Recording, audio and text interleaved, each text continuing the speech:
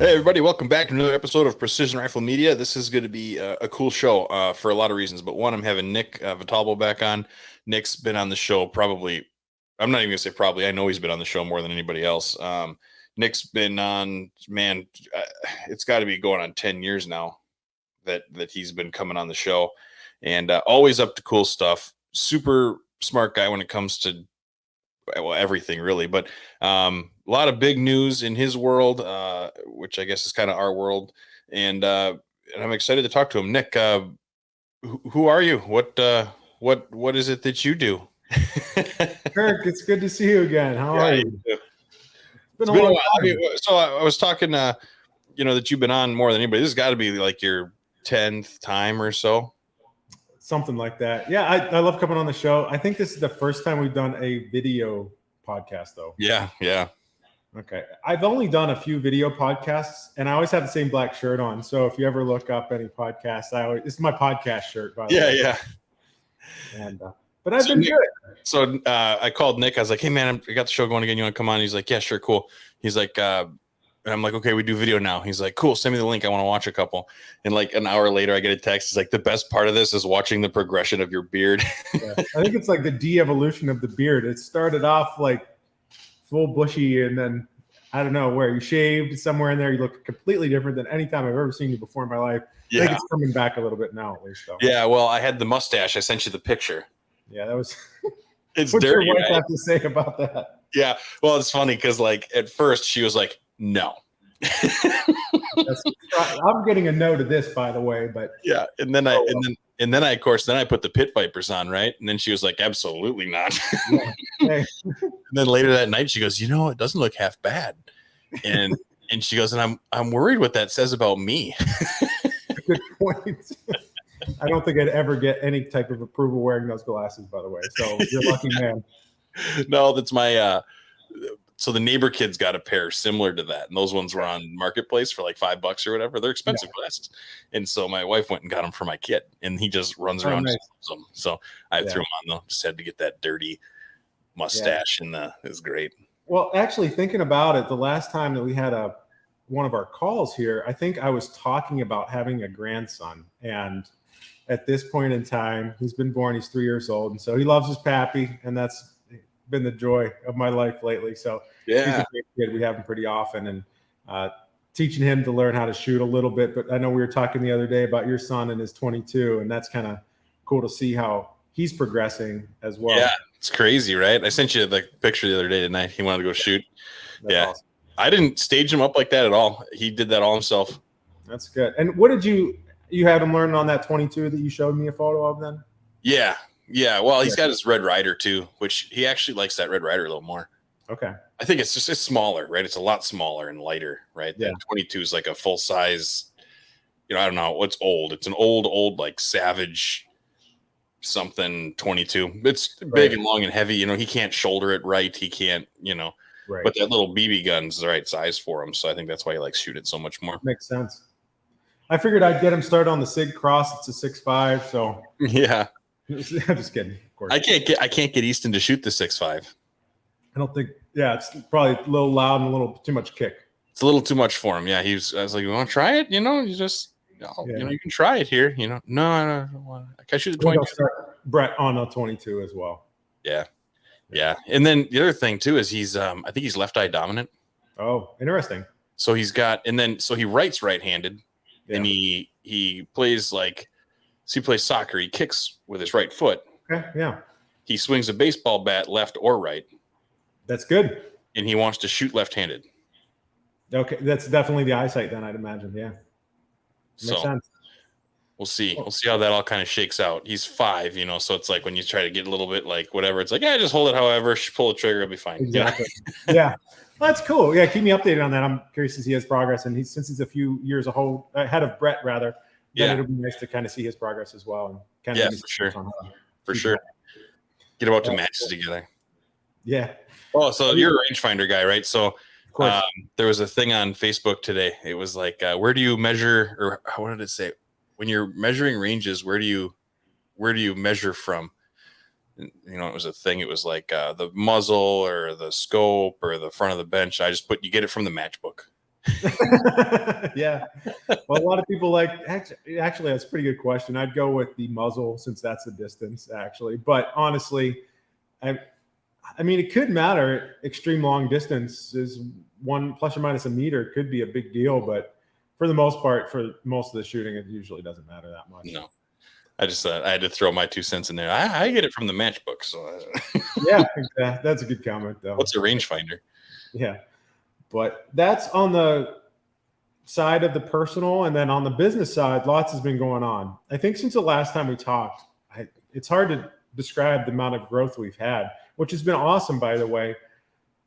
We have like 12 engineers now working on all the projects and products. It's been fantastic. We have a great mix of commercial work with our great partners like Leica, Sig Sauer, Vortex, and all those companies that Bushnell we've been working with for years. And then in addition to that, we've done a ton of government work lately, which I can kind of talk a little bit too about what's at least publicly available, but we've been instrumental in putting a lot of equipment out there in the last couple of years. Anything that's a weapon mounted laser rangefinder, we have our fingers in it some way, shape, or form. So it's been really, really great. And because the engineering staff grew so big, and I was primarily, so I think, we've talked about this in the past.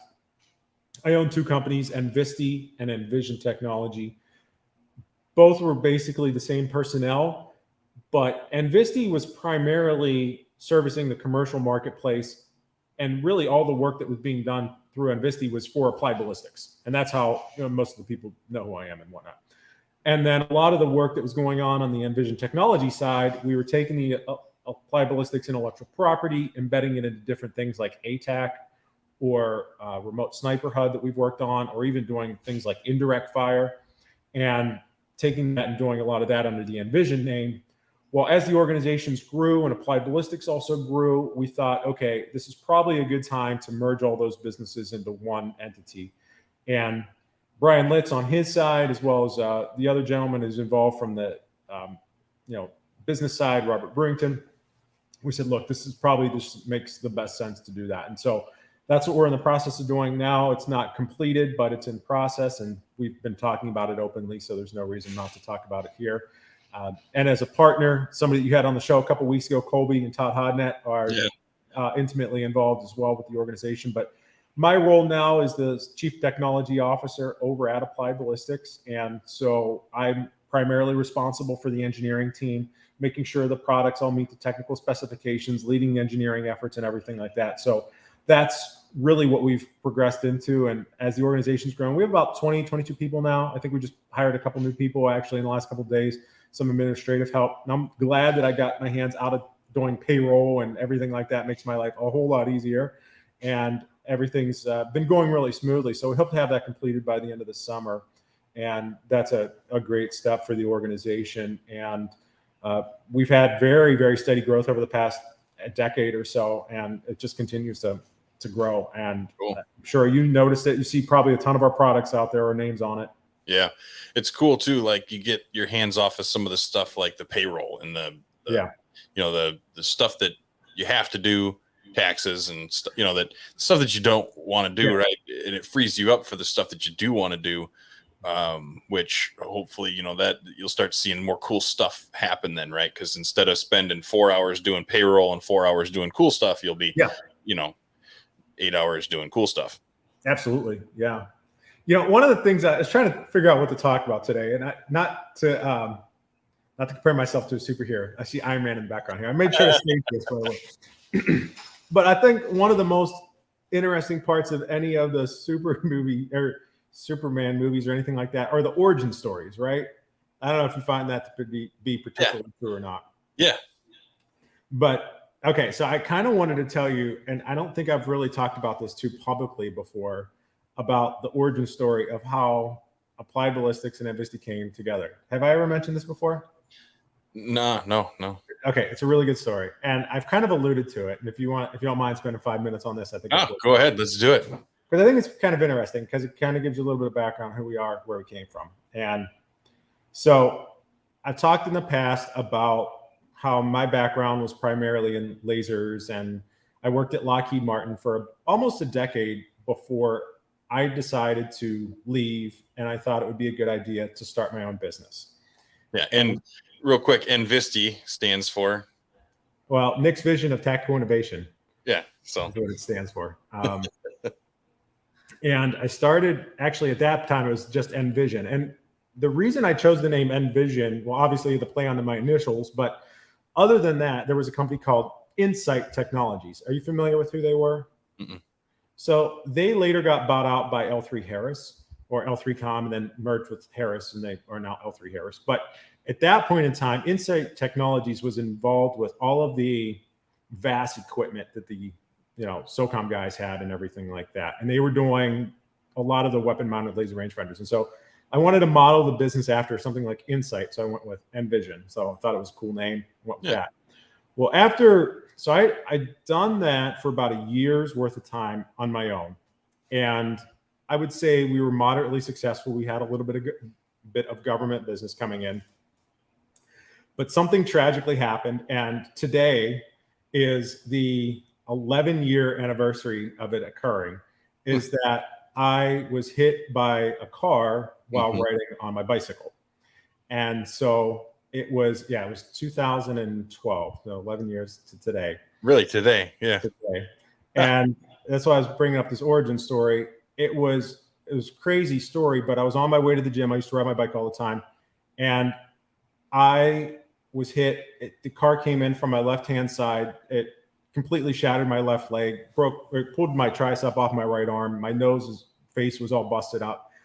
And so I was in a wheelchair for about 4 or 5 months. And I moved in with my girlfriend at the time, who's my wife now. And Melanie, that only took like 15 years. Yeah, we got married after 14 years. So,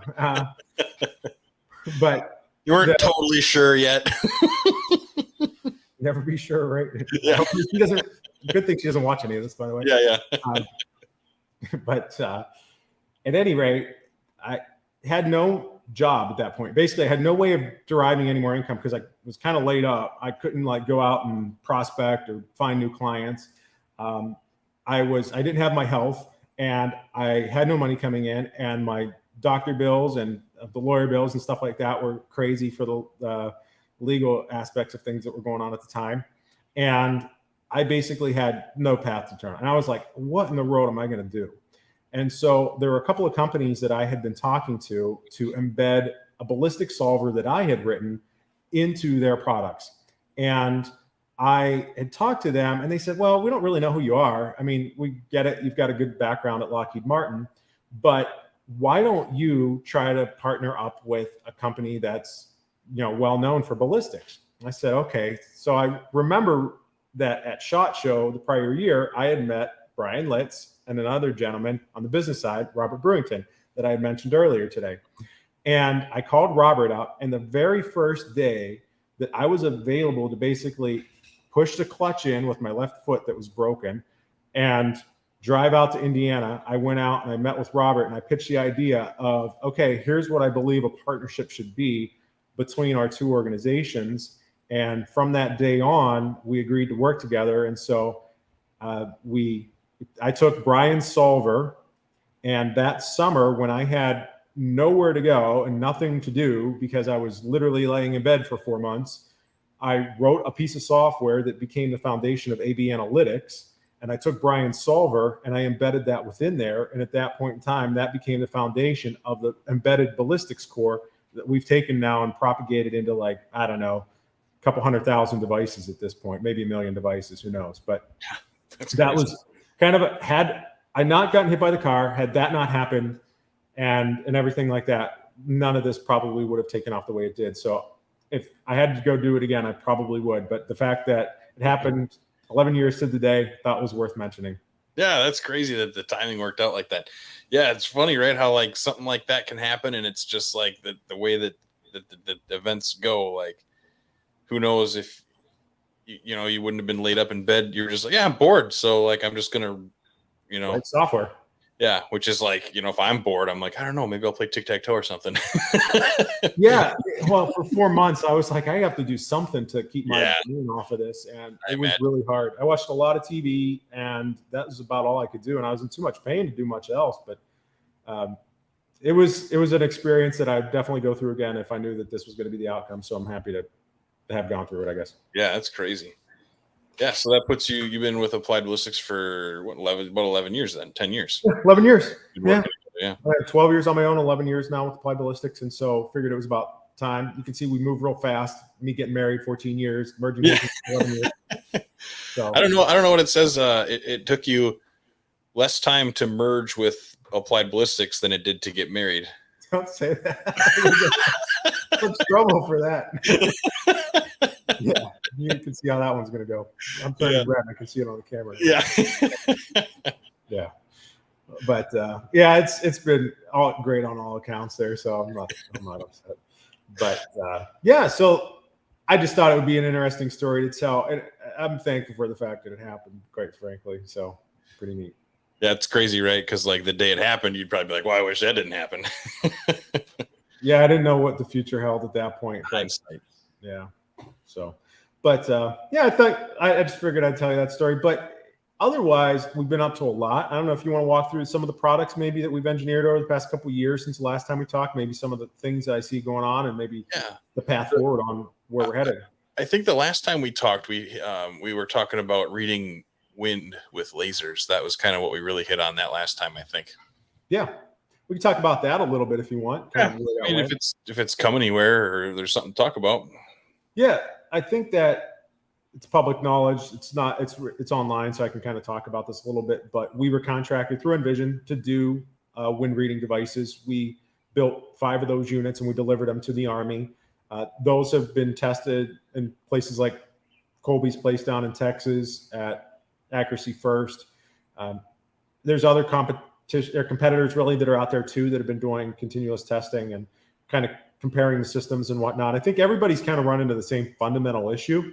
And this is something that, I mean, it's hard to resolve. And this is the thing that like, I kind of try to tell people, and it's hard to exactly picture this, but I think just your common knowledge will help you understand this. So the way that these systems work is such that they're reading statistical information that's going on in the atmosphere, right? They're taking advantage of measuring the scintillation or other, scattering off the atmosphere for periods of time and figuring out how the wind is drifting either particulate matter through the air or the eddies that are basically part of the turbulence in the atmosphere across the path of the laser. And the thing is, the longer you sample, the better your measurement's going to be, right? Because it's just the way statistics work out, I'll just say for this purpose.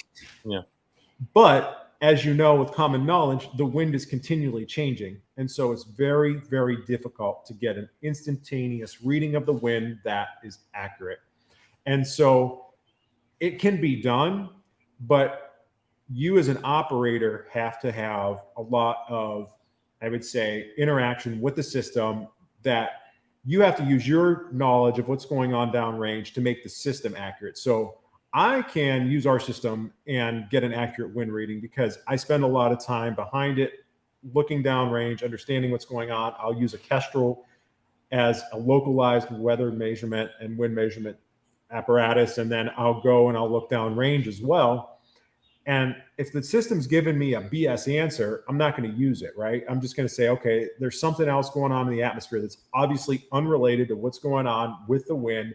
Maybe the turbulence was high, or maybe snowflakes flew through the path. Who knows? It can be any number of things. But you have to use your common knowledge. And I think that's been the biggest hindrance. In fact, one of the things that I was hoping would happen by now, and I think I've discussed this publicly a couple of times, is that I wanted to see that Trigicon Ventus system come out.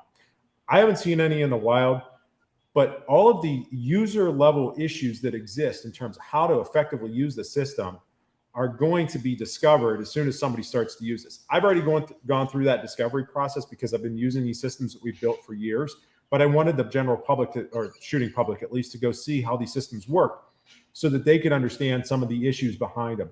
And that's where I think that is the next step.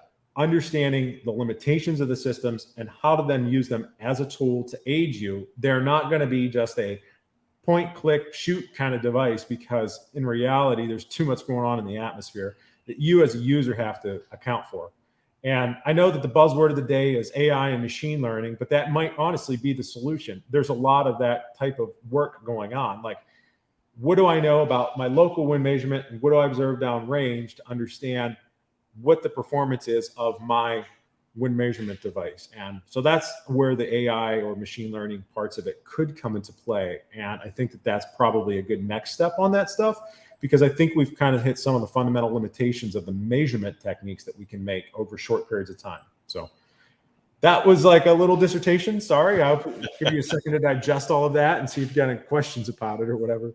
No, I mean, it makes sense, right? That the always changing wind, like that's the kind of the hard part about even using the Kestrel, right? Is when you use your Kestrel, you're either getting the high, the low, or an average of the two, right? So you still have to kind of figure out what it is that you're going to use, you know? And so it makes sense that you would have that in the laser, in the wind reader, laser version of the Kestrel as well, right? Like, I mean, whether it's picking up the actual wind and highs and lows, you know? Yeah, if you listen to Emil Prazik talk about stuff, he'll tell you. I should call him. Yeah, he'd be a good guest to always have on the show. I'll never forget. This is a side. I had him on like the first time, and my wife was like standing behind me, and he's like getting ready, and he's like got the thing, and it's like he's just like a loud, crazy New Yorker, you know, and he's like living up in the Pacific Northwest now or whatever, and slowing down as he said, but he's like walking through, and there's like families all loud, and he's like, shut up, and screaming at everybody. He's like, I'm on a thing, you know.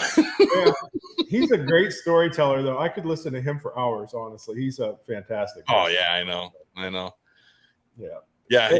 He tells a couple stories that are, man, they're just hilarious. I actually met him at a Love Shack. A what? A Love Shack. It was a restaurant in an airport. I thought it was a highway stop you guys frequented or something. No.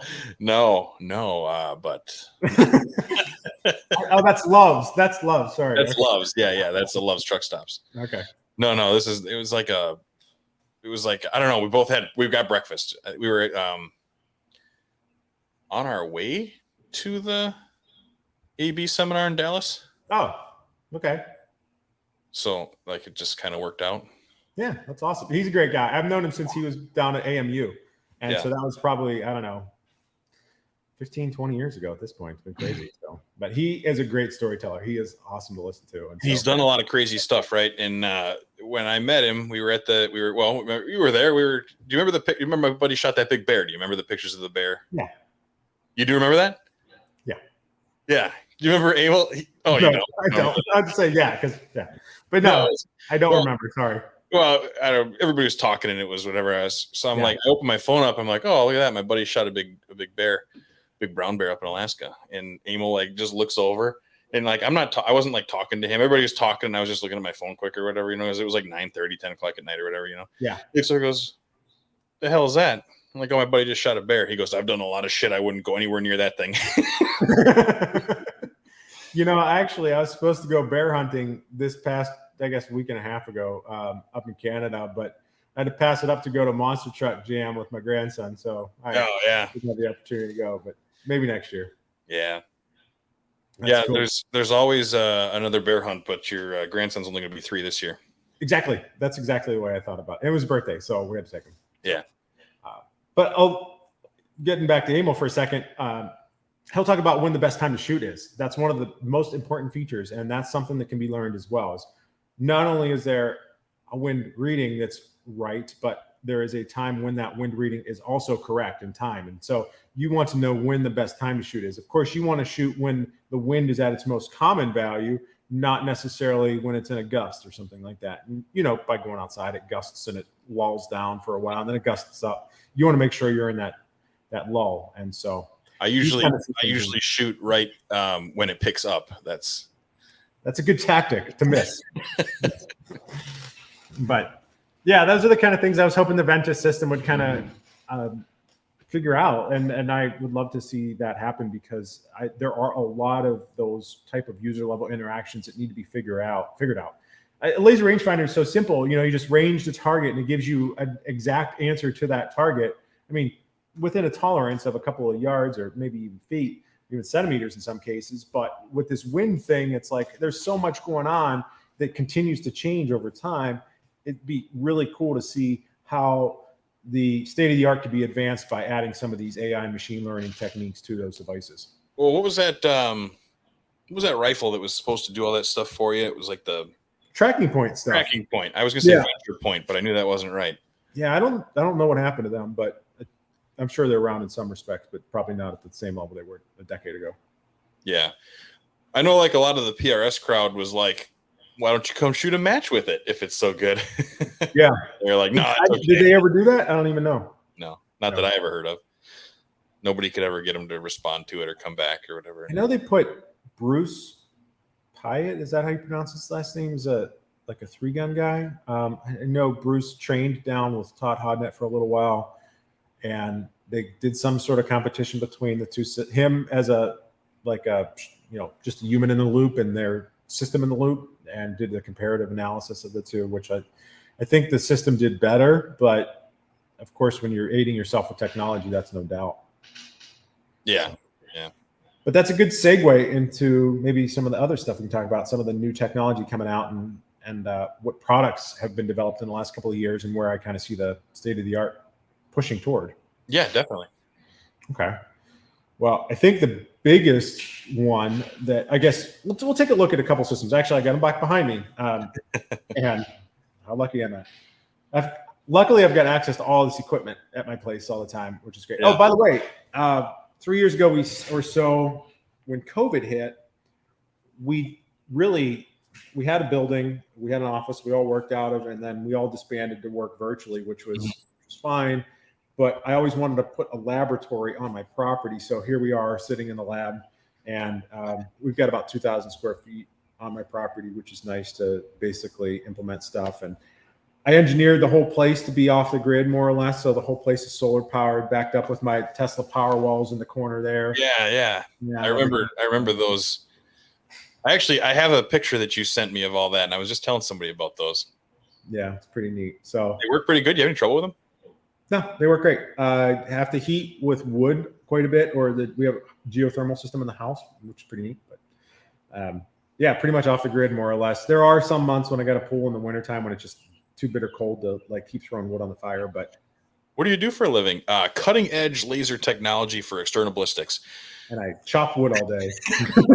Help us. Wood, definitely wood. Yeah, no Alexas. Nope. No, it's kind of low tech. Yeah, I don't know. It's kind of like can cap off for this interview, but yeah, I don't know. There's definitely I think we all need balance in our lives, right? So there's the high tech part of the day job that I do all day, every day. But then I like being outside and without technology at night. In fact, I built a campground on the property and everything, so I can sleep outside. I totally get it. Yeah. So a couple things I wanted to talk about today. I mean, these may have been about released when the last time we talked. So these are the Kilo 10Ks. And I think that at this point in time, everybody recognizes that there's second to none in terms of performance. And there was a lot of engineering that went into these guys to really optimize the laser rangefinder performance. And I've been asked a million times, like, how are they doing that? And how are they still maintaining class 1 laser eye safety performance? And it really came down to it's a number of things, right? But I know I've talked about this stuff a lot in the past, but we're putting out a fair amount of laser energy up to the maximum of which we can emit on a class 1 laser. We use the entire aperture output basically as the clear aperture to output that light. So it is at the aperture fairly spread out. It's not like a pinpoint coming out of the light source here. And then in addition to that, we are using the entire aperture to capture all that light coming back. And then as it comes back, we take the time to really well align it on the manufacturing side. And all of that stuff basically combined allows these things to perform really well. And the digital signal processing that's on the back end really does a good job of picking out that signal compared to the noise. And so these guys were released, and I think they're pretty much on the commercial side. I don't think you're going to beat them at the moment. There might be a couple other devices out there that are, pretty close. Like the Fury 5000s are also pretty good. The Kilo 3Ks, the 6Ks are also good. And even the Leica new GeoVid Pros are also very good. But in terms of ranging performance, these things are awesome. So it's nice to have the binocular setup too, right? I honestly could never go back to just a single handheld binocular. Yeah, makes a big difference. Yeah. Now, if I'm interested in long range performance, I always go with the Kilo 10Ks because they are awesome. But a lot of the most recent integrations that we've done have been centered around the high-end optical performance devices, and we've done the Leicas in the past year too. And these things have been awesome. I mean, as a personal user, I like to carry these around. They're small, they're light, they're compact, and I like the open bridge architecture of them. But in addition, the optics are freaking awesome, and I just like to look through them, period. It's nice. If I just looking at them from, obviously we're just, we're doing this over a call or whatever, just looking at the two, if I had to pick one to carry all day, it'd be that one. Yeah, they are a little bit more lightweight, but they're also just a lot more comfortable with the open bridge architecture. And in addition to that, like there's awesome to look through. I mean, everything is crystal freaking clear, and they're really nice to utilize. And so we embedded our software inside of these guys, and then redid the Leica app. It's called Leica Ballistics, so you can check that out. And Leica really, I feel like they've really taken the time to do it right, which is good. And they've also, and I'll compliment them, because a lot of companies, they'll do a strategic obsolescence of their devices over time. Say, okay, look, you bought this device 3 or 4 years ago. Here's the new one. The old .com products were out there for a long period of time, and they were not quite as easy to use as the GeoVid Pros. I'm being a little bit tongue-in-cheek there when I say it, but what we did, and Leica funded this, was to take all of those .com products and make them compatible with Applied Ballistics and make them compatible with the new application. And that really dramatically increased their ability to be useful, honestly. And Leica made the right decision to do that. They said, okay, look, our customers just bought a $3,000 or $3,500 device. We're not going to just leave them out to dry here. We're going to take care of them. And so they did the right thing, by the users, and I applaud them for that, for sure. Yeah, that's awesome. That's like, cell phones, right? That's for sure. I get so sick of cell phones. Yeah, I mean, I think that everybody's going to expect to buy a new cell phone every 3 to 4 years, right? That's not a huge thing, but I think people look at consumer electronics like a binocular. Well, especially something like most of the people that are in this world, right? They want to buy that thing. They don't want to have to spend another bunch of money 5 years down the road. They bought that one. They spent the money now because they want to cry once, buy once, right? Right. And I don't know that that's really, I mean, with consumer electronics, that's always going to be a thing where. Oh, for sure. Yeah. You just keep increasing capability and whatnot. But one of the things we've also tried to do is lower the price point of entry on devices so that you can buy a device that can be later upgraded. And like Garmin, the work that we're doing with them right now is a great example. So you're familiar with, obviously, like the Tactics watches and such, right? Yeah. Yeah. So like I haven't screwed around with them, but I know what they are. I get the gist. Right. So, I mean, it's nice to have a ballistic solver that's always with you, right? Just like people said, the best camera is the one that you always have with you. That's why putting in your phone, for instance, is like the best invention ever, because you always have that camera with you. Right. Same thing with kind of like the watch. I mean, the Tactics watches are phenomenal watches, number one, with all the capabilities they have. But in addition to that, having that ballistics calculator anytime you need to go out shooting, set it up, kind of forget about it, and then it's just always there, is really valuable from a shooter's perspective. But the nice thing we've done with Garmin over the past 6 months to a year here is they have integrated the Applied Ballistics software into a lot more watches. So the new Instinct 2X tactical devices have the Applied Ballistics software installed on them, but they're locked. So you can just buy the actual upgrade. That way you don't, I think the price point on is like $499 as an entry point, but then you can go buy the Applied Ballistics software to basically unlock it on the watch.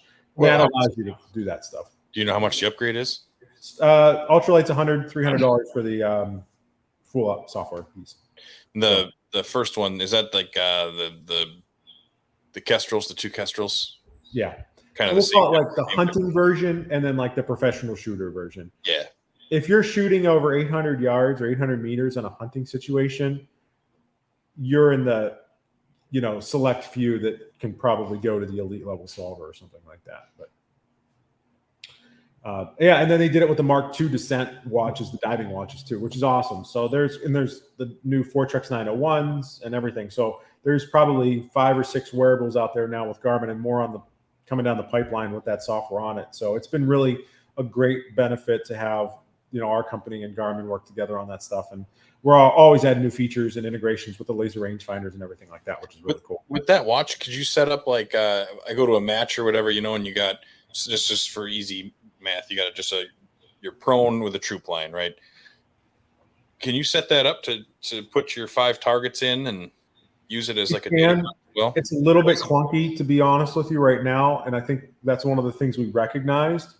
And that's one of the things that we're adding into the new application to allow you to do it through the app, to get that into your watch and build out full stages, actual full matches on a phone, push it to the watch, to the stage that you're on. Because that, honestly, I think that's probably the biggest thing that some of our software has missed out on, is that ability to build target cards and whatnot. Because like if you could just, really, all you'd have to do, for me, right? If I could be like, this is what I want, just keep adding in lines, right? Target 1, target 2, target 3, and then maybe just say, maybe you could name the targets, maybe not. I don't know. The more you're trying to do on a watch, the more typing and stuff. It's not easy, right? So just target 1, target 2, but then just click in it and enter your yardage, and click in the next one and enter your yardage, and click the next one, and then so you got target 1 at 257, target 2 at 391, target 4 at, and just then have your solution and your wind 1 and 2 right there, just like in the Kestrel. Done. It does do quite a bit of that. I apologize. There's an aircraft coming over. I don't know if you can hear it. Yeah. We'll give it a second here to pass. One of ours. But it's a little bit clunky on how we're doing it now, but I think it can be done better. And I like what you're saying. I think that's one of the things that I definitely recognize needs to be improved right there, for sure.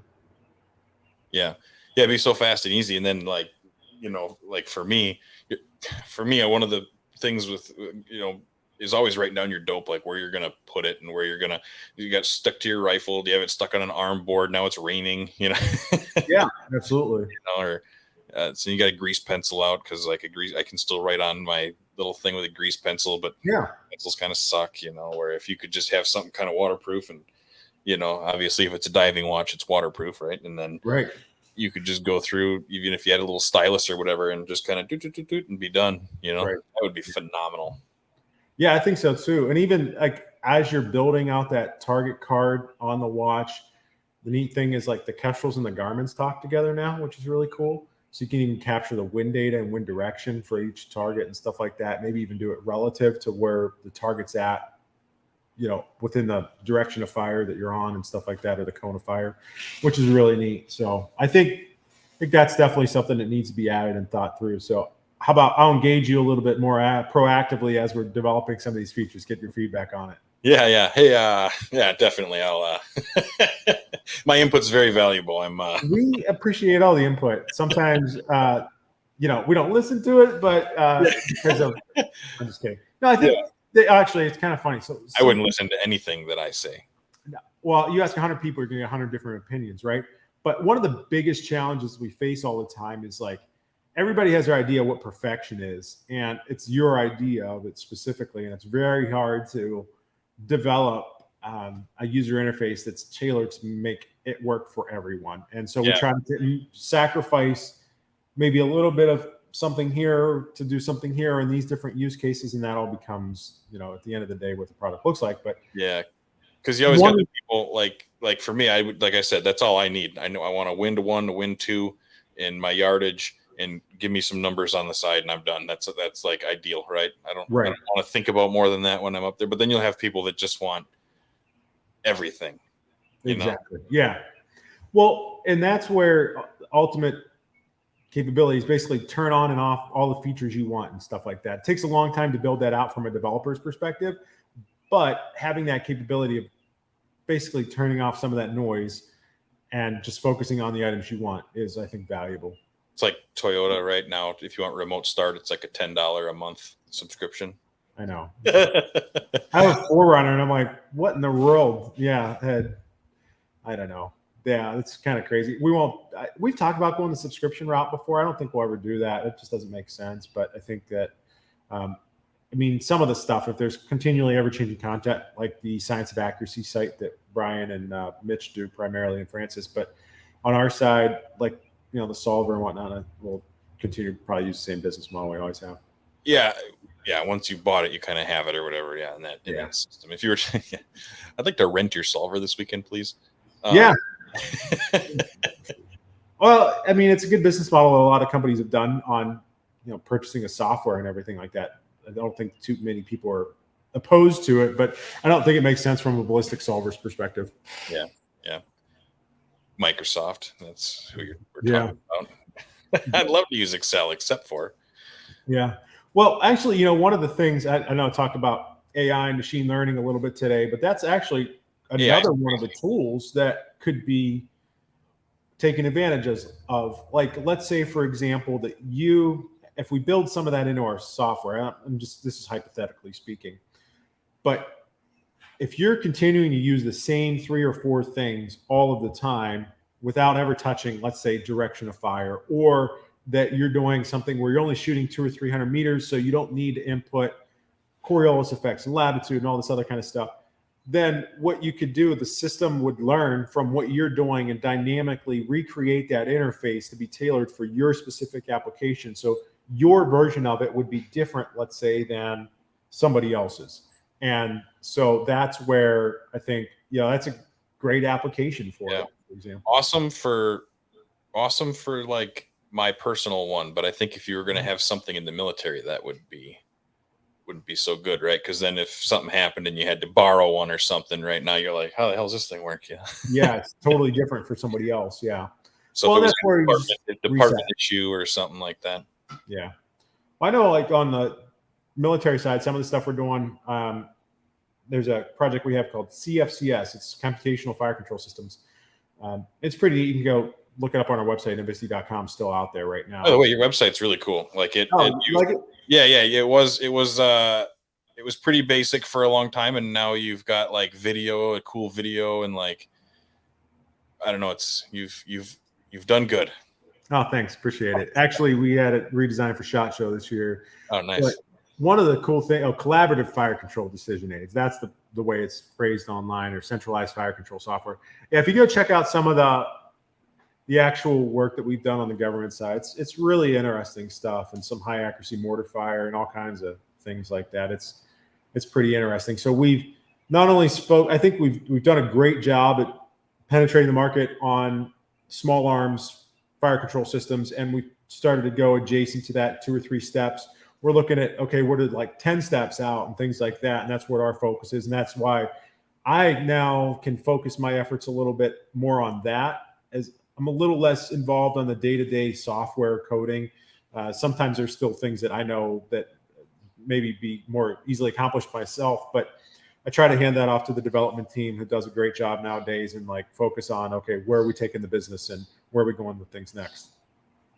Yeah, I think that's going to be good. I think you're going to enjoy things better, not having to worry about all the back end stuff. Yeah. And the more you enjoy it, the more cool stuff you'll do. Exactly. Yeah. And honestly, I've been doing this stuff for like 20 years. So I think all of us reach that point where we're burning out a little bit from time to time on doing the same day-to-day activities. And I think that this is a nice change for that, allowing me to like refocus myself a little bit. Yeah. Catch a couple catfish here and there. One of the nicest parts about working from home, sort of from home, is the fact that, I can just go out and go fishing during the day or do whatever I want. So it's pretty nice. And we did put a range on the north side of the property, which is pretty cool. Nice. How far? Just like 100 yards. It's not far, but at least it's something to play around with. Yeah, 100 yards is, you can do a lot with 100 yards if you're doing it right, Yeah. but we had a backstop built up and put some target trees down there and things like that. It's just something. I mean, especially with a 22 and whatever, you can get some. Have some fun back there, which is nice. Yeah, for sure. Yeah, I remember when you bought that place, you were pretty excited. Yeah, I've turned it into pretty much what I wanted it to be. There's some stuff here and there that's always going to happen, and want to do that stuff. But yeah. So other than that, I mean, that's really on the technology side. We continue to innovate, continue to push the state of the art on all these little technologies, integrate with more partners, and try to really make a user focus on the user, focus on what they're doing. I mean, I think we've done a great job with the hunting markets and things like that. I think now on the precision rifle side of things, I think there's probably a little bit more focus we should take there, and that's probably one of the things I'll be focusing on this year. I jokingly called it the year of apps. Yeah. And, when I first started looking at our yearly outlook this year, and the reason for that is because the AB mobile application, for example, was written like probably, I think it was even before I was as part of the organization, at least on the Android side. Once I got on board, we were doing some of the iOS stuff, but I just kind of watched it be developed. I wasn't intimately involved with that, but since we've had to assume responsibility for it over the past 10 years or so, I think it's definitely ready for a facelift. And we've been working on a really awesome application internally here. It's unnamed. We've got a couple names we're tossing around, but it's going to be like the one app to rule them all kind of thing, where it's going to work. And this is something that's been like heavily requested from everybody. Talk to your Kestrel, talk to your Garmin, talk to any of your laser rangefinders behind us and things like that. Have a central location where all your stuff is at, where you can manage all of your devices and everything.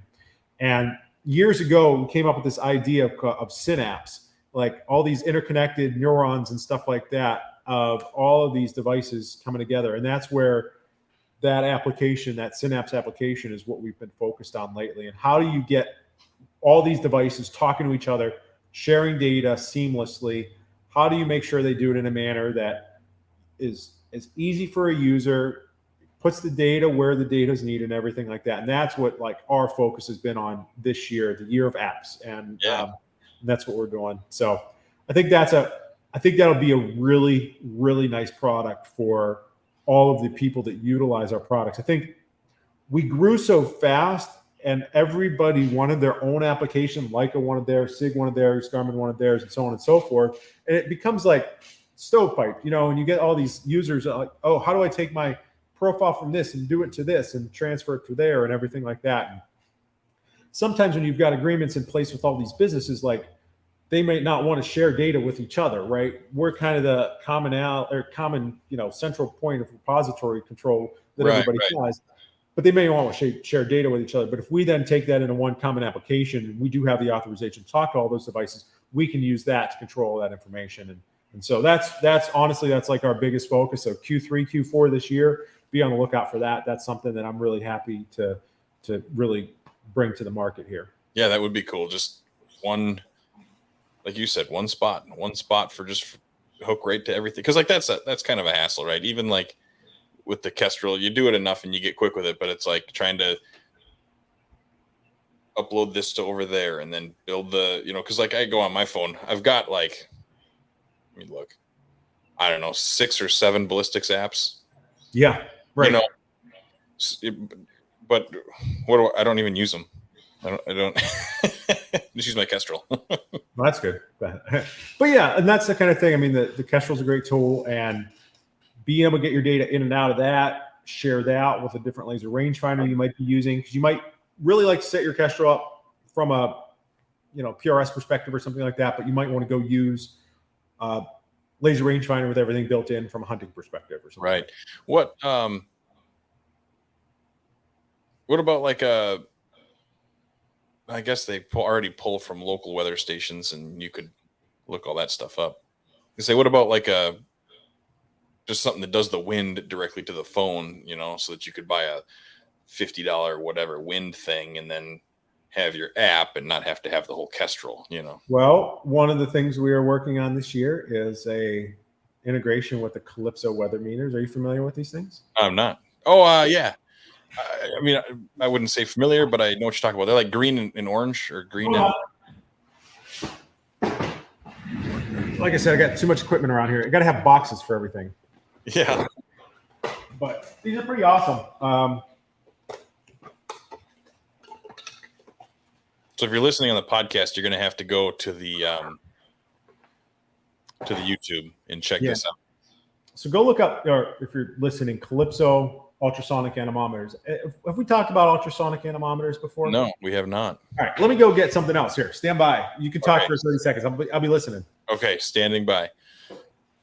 Yeah, so this isn't at all what I thought he was talking about. I thought he was talking about like a little kestrel thing that somebody else came out with. It was like green, black, or orange or something. But this is all totally different.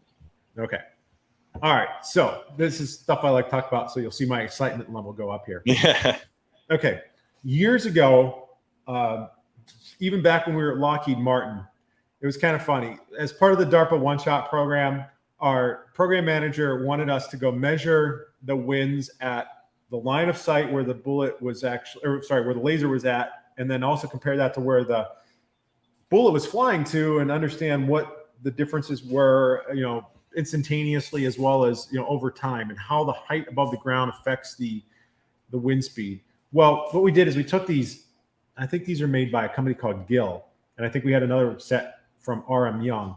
They're ultrasonic anemometers. And on the video here, let me see if I can tilt this just the right way so you can see all four of those transducers. Can you see them? Yep. The way you orient this is there's a little red marker, and you orient this. If you're like a weatherman or meteorologist, you want to orient this to true north. But in our case, what we did is we oriented this to the target. Okay, and the way that this works is there's an ultrasonic pulse of basically sonic energy sent, or like sound sent out of one transducer. It bounces off the top here and then is received by the other side. And if you then also send a pulse of sonic energy back over that other, go one way and then back of the other, and you measure the differences in the time of the flight of those two pulses, you can subtract those two from each other and divide by like the temperature, and you end up getting basically the crosswind speed between this transducer and this transducer. Okay, and then you can do that in the range orientation as well between this transducer and this other one. And the way then that works is, you can represent the wind in a range wind and a crosswind component in that setup. That's just like what somebody would call the Cartesian coordinate system, as opposed to a polar coordinate system, which gives you the magnitude and the direction. So we did a lot of experimentation with that, and we built wind sensor arrays out of these kind of things before. But then you can see the relative size of this unit. It's absolutely huge. You would not want to carry this around with you. I'm picturing, those like radar planes. It's like a C-130 or whatever with like a big giant radar thing on the back. You know what I'm talking about?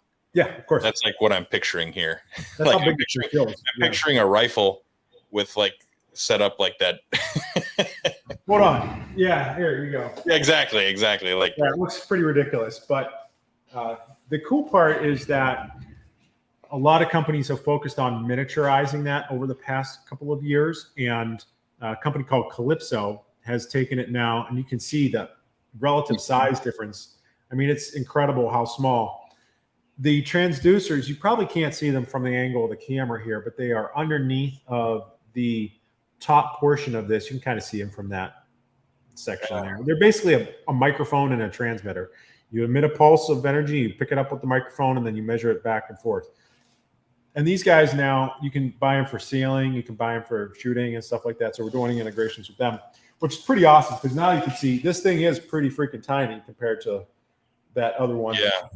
But this is a really neat integration piece. So you're talking about how do you get the wind? So imagine now if you could have something like this just sitting out there, and unlike a kestrel, which has to rotate on a weather vane, and it's called hysteresis, basically the mechanical hysteresis of a weather vane moving affects your ability to measure it instantaneously. There's no movement of anything with something like this. It's just sending out pulses of energy. And so that's a really cool little device, and these guys work pretty well. So you can imagine beaming this information into any number of devices like a laser rangefinder watch or whatever it is at the time. So anyways, thought that was kind of a cool tidbit. A little bit of a sidetrack, but cool. You can see some of the stuff going on. Yeah, that is super cool. Could you, if it was on a rifle and it was moving around, how much would that affect things? As long as it wasn't moving, like sweeping it through the wind, it would be fine. But if you were like a little shaky on a barricade, it wouldn't. No effect. Of course, you'd probably be by the time you're done with that. By the time you're done getting your wind and stuff, and you're shooting, right? You're not getting wind while you're actively shooting. Anyway, you could, if you want, you can imagine where you would have a heads-up display inside of a rifle scope that's being continually adjusted with a live weather feed. That was going to be my next question. Be on the lookout for something like that. I'll just say that. So that's if you look at some of the government contracts we do, some of that stuff may or may not be related to that. So, okay, yeah, it's pretty neat stuff. But that's where we see the future going here, bringing everything together. And I think it's going to be really neat to see all these devices integrated. And I know I've talked about it for years and years, but little by little, we've taken all these little sensors, integrated them together. You need one little central repository or application to control them all. And once you do that, you form this little called a personal area network of devices that allow you to get better measurements for everything that has uncertainty associated with it in your shooting. Then try to minimize those uncertainties and obviously increase your probability of hitting the target. Yeah, that little thing's crazy. You could mount that right to the front of that rifle, that SIG cross behind you, and you could probably mount it even to the rail, right, and not see it. Or even something like that. I mean, kind of clunky, but if you got it up outside of the wind, a little higher, something like that, you can imagine how well that might work too. Yeah. So he said it on the binoculars, just so that people listening. Oh yes, sorry, I forgot that. Sometimes you just. You got to do. You get. This is why you should never take advice from me. But like the first thing that comes to mind with that is, remember like the old Buicks when you turn it on and then the antenna goes. Yeah, of course. You should have a button on that thing when you hit the button and that little thing shoots up. Yeah, well, so everybody made fun of me for a while. There's these things called squiggle motors. You'll have to look them up.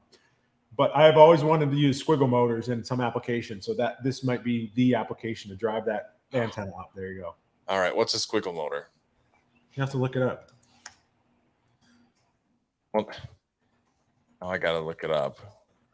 They're little piezoelectric squiggle motors. They're little actuators. They're just sure. Neat. But yeah, that's super cool. So I think everybody should go check out your website. I'm gonna, we're kind of running out of time here, but your website is very, very updated, very cool, and it honestly it lays out what you do a little bit better than like if you go there and look at the website, there's a lot you've got it all set up now where it really shows what you do, right? Like before it used to be like we could build stuff for you. Yeah. Now it's like, and this is some of the stuff that we've built, here it is, but now it's like, it really, like, that was the first thing I noticed was like, if anybody's really interested, like you can go and it like pretty well, it breaks down like the actual stuff that you can do. Like, thank you. Which I think is really interesting in itself. Yeah. So that's, I think that I don't really like to talk about us much, but because I think I undersell us a little bit at times, but some of the very cool stuff that we do, especially on the government side, is listed there. So a lot of the research and development that we're constantly doing does eventually make it into the civilian marketplace. And it's really, I think we're a much higher tech company that people probably appreciate. I agree. That's what I'm trying to say is like it like you come on and you're like, I don't know, we like read wind with lasers and we like shooting guns. And so I got this catfish pond and well, that's part of my personality, right? But you're true. I mean, but then when you go to Nvisti, when you go to the website, it's nvisti.com, and it really breaks down like how crazy deep you guys are in the designing and building of all of this stuff. Yeah. And honestly, like stuff is completely taking off. I know we only have a few seconds here, but like all the stuff with ATAC, which is the Android Tactical Assault Kit, integrating with that and how using fire control teams across, battlefields and everything like that. It's really, really cool to see that stuff and further that along. Yeah, that stuff's just crazy, and that stuff I don't even think about, no reason to. Yeah. Right. But just how crazy that stuff's getting. Yeah. So Nvisti, where else? Where else can people go to find your stuff? Now you're going to be partnered up with Applied Ballistics, of course. Full on. Full on integration chief technology officer. So pretty cool. So are you going to have the Nvisti stuff separate still, or is it all going to be like part of the merged up? Yeah. Yep. So like Nvisti.com won't be a thing. We'll probably pull some of the content from there over to Applied Ballistics. It already looks a lot like Applied Ballistics already because you can see some of the personnel that are shared between the organizations. But yeah, definitely that's what we're up to. And yeah, so very cool stuff. Like I said, an hour's gone by. I didn't even think we've been chatting here, and this was so fast. I feel like we touched on a few topics, but if there's a lot of people viewing this that want to talk about any of the things in particular, we can do a deep dive on anything that we discussed in a little bit of detail today. But since it's been 3 years, I think we hit some of the top level conversational pieces here, and I'd be happy to talk about any of that stuff in the future. Awesome. Yeah, let's when this show goes up, maybe I'll do like a poll on the Facebook or something, and it'd be like, what does everybody want to hear Nick talk about? And we'll not tuners. Okay, that's the only thing I won't talk about is tuners. Yeah. I have to sell some of that. So. Yeah. Well, while you brought it up. Yeah. Don't ask me. Okay, here's where we're going to use your squiggle motors, right? Yes. Yeah. Actually, no shit. That's a great thing. Yeah. So, exactly. Sorry, I wasn't supposed to say shit online, but whatever. So, yeah, sorry, I think it's okay. So, all right, good. Okay. All right. Well, thanks, Kirk. I definitely appreciate it. Awesome. Yeah. No, I appreciate you coming on. It's always great. It's always informative, and thanks for being the most common guest. Is it common? You're not the most frequent. You're not a common person. Frequent, yes, the most frequent person, the most frequent guest. Because you bring a lot of really cool stuff to the show, like a lot of really cool information and a lot of cool insight that I think most people don't even think about. Appreciate it. Thank you. So, so Nvisti.com, and do you have a Facebook? You don't really use Facebook or nothing, do you?